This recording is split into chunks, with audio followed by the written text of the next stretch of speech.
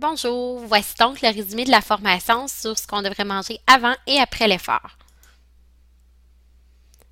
Ce qu'on peut souvent se poser comme question, en fait, c'est qu'est-ce qu'on devrait prendre comme aliment ou encore comme breuvage avant de pratiquer une activité physique. Il y a une règle qui s'applique, c'est que plus on a de temps avant notre entraînement, notre activité, plus les aliments qu'on va prendre vont pouvoir être consommés en grande quantité et de façon variée. Un autre élément important, c'est de savoir que chaque personne est différente. Il faut faire des tests, faire des essais pour nous permettre de découvrir c'est quoi les aliments qui fonctionnent le mieux pour nous. Quand on est dans un contexte de tournoi ou de compétition, c'est pas le temps d'aller faire des tests, de nouveaux essais. On est mieux d'y aller avec des aliments connus pour être certain qu'on va avoir de la facilité à les digérer. Règle générale, c'est bon de savoir que ça va prendre un minimum de 2 heures pour digérer un repas, tandis que pour une collation, on parle d'un minimum de 30 minutes. Voici maintenant des exemples d'aliments à consommer en fonction du délai qu'on a avant l'activité physique. Donc, si on est 3-4 heures avant l'activité physique, ça vaut la peine de prendre un repas qui va être complet, qui va nous fournir des glucides, une quantité modérée de protéines et de gras. Donc, un peu comme l'image l'illustre, ça pourrait être une poitrine de poulet cuite accompagnée de riz et de légumes, une bonne portion de légumes, étant donné que notre corps va avoir suffisamment de temps pour digérer tous ces nutriments-là. Dans le cas où on est 2 à 3 heures avant l'effort, en fait, la pratique d'activité physique, à ce moment-là, on va miser sur un repas, oui, qui va nous apporter beaucoup de glucides, mais on va diminuer la quantité de protéines et de gras qu'on va consommer, étant donné que les protéines et le gras sont généralement plus lents, donc plus difficiles à digérer. Par exemple, ça pourrait être une salade de pâtes avec des légumes, un peu de thon et un petit filet de vinaigrette. Élément important, je viens d'en glisser un mot, c'est le fait que les aliments qui sont frits ou très riches en gras sont vraiment à éviter avant l'effort parce que le corps prend vraiment beaucoup de temps à les digérer. Donc, l'exemple de la poutine, c'est vraiment pas ce qui est l'idéal à prendre juste avant une activité physique. Ça risque vraiment de nuire à notre performance. Dans le cas où on a 1 à 2 heures avant l'effort et qu'on a faim, je recommanderais de prendre une collation ou un repas léger qui contient surtout des glucides, un petit peu de protéines, ce qui va nous soutenir, et très peu de gras. Par exemple, ça pourrait être un petit bol de céréales avec du lait, une banane, tout simplement, une tartine au beurre d'arachide. Il y a vraiment plusieurs possibilités qu'on peut prendre.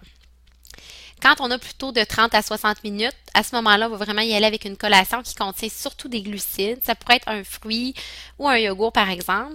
Puis, plus on va se rapprocher de l'effort, puis là qu'on se rend compte, bon, qu'on a faim, je suggère d'y aller avec des aliments liquides, par exemple un yogourt à boire ou du lait, une boisson de soya, qui vont généralement être plus faciles à digérer lorsqu'on les prend juste avant l'effort. Voilà donc pour les recommandations avant l'effort. Maintenant, voici quelques idées de collations nutritives qui peuvent être bonnes à tout moment de la journée. C'est bon de savoir que la manière d'avoir une collation nutritive, la meilleure façon, en fait, c'est de combiner des glucides avec des protéines. Vous avez donc quelques images qui vous montrent, entre autres, bon, des crudités avec de l'humus, c'est une bonne collation, une pomme avec un morceau de fromage. Ça pourrait également être un muffin avec un verre de lait ou encore une toast au beurre d'arachide, des fruits séchés avec des noix. Ce qui est bien aussi, c'est que ça se transporte même si on n'a pas de bloc réfrigérant. Puis finalement, si on a un peu plus de temps, on peut y aller avec un smoothie qui est rapide à préparer avec un mélangeur. Alors, parmi ces aliments-là, j'ai listé les aliments par catégorie, donc sous forme de glucides, protéines et d'aliments qui comprennent en fait les deux nutriments, les glucides et les protéines. Donc, juste avant notre activité physique, on miserait davantage pour les sources de glucides. Par contre, dans le cas où on va être après notre activité physique, ça va être intéressant de combiner notre source de glucides avec notre source de protéines, ce qui va favoriser une meilleure récupération, une récupération qui va être plus rapide après l'effort. Parlant de récupération, il y a une règle qui s'applique en fait pour bien retenir ce qu'on doit faire après l'effort. C'est la règle des 4 R. Donc, dans un premier temps, on va viser à se réhydrater. C'est l'eau qui va nous permettre de le faire. Ensuite, on va viser à refaire nos réserves d'énergie. Donc, énergie qu'on pourrait également appeler glucides, les sucres qui nous fournissent de l'énergie. Autre R, il y a la réparation des muscles, donc c'est beaucoup les protéines qui vont jouer ce rôle-là. Puis finalement, le repos, c'est également un des 4 R, donc un élément très important pour bien récupérer après l'effort. Alors, voici un peu ce que vos jeunes ont appris via le projet Nutrition sportive. Après une activité physique, On prend de l'eau jusqu'à ce que notre urine soit claire et abondante. C'est un excellent signe pour détecter si notre hydratation est adéquate, si on est bien réhydraté. Par la suite, on ne sait jamais trop quelle quantité prendre. On peut se référer au tableau de valeur nutritive pour voir la quantité de glucides et de protéines qu'il y a dans un aliment. On va viser en fait 3 fois plus de glucides que de protéines.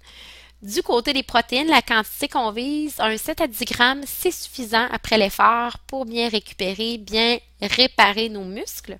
Puis vraiment, pour que notre récupération soit optimale, maximisée à son meilleur, on va opter pour une collation qu'on va prendre dans les 30 minutes après l'effort. C'est vraiment tous ces éléments-là rassemblés ensemble qui vont faire en sorte qu'on va mieux performer lorsqu'on va pratiquer notre prochaine activité physique. Ça va être d'autant plus important de prendre cette collation-là dans les 30 minutes après l'effort, surtout si on pratique une activité physique dans moins de 24 heures. Alors maintenant, voici quelques idées de collations qu'on peut prendre après l'effort. Je vous les nomme, étant donné que c'est peut-être pas évident de lire. Donc, une boisson de soya aromatisée avec un muffin maison. Ça pourrait également être un yogourt grec aromatisé avec du granola et du jus d'orange. Également, on pourrait opter avec des céréales à déjeuner, avec un yogourt à boire, une clémentine. Un sandwich au beurre d'arachide avec une banane, c'est également une bonne idée. Puis finalement, le lait au chocolat, qui est un aliment tout en un, qui va nous fournir à la fois l'eau, les glucides et les protéines dont notre corps a besoin pour bien récupérer. Merci pour votre attention. Bon entraînement et à bientôt!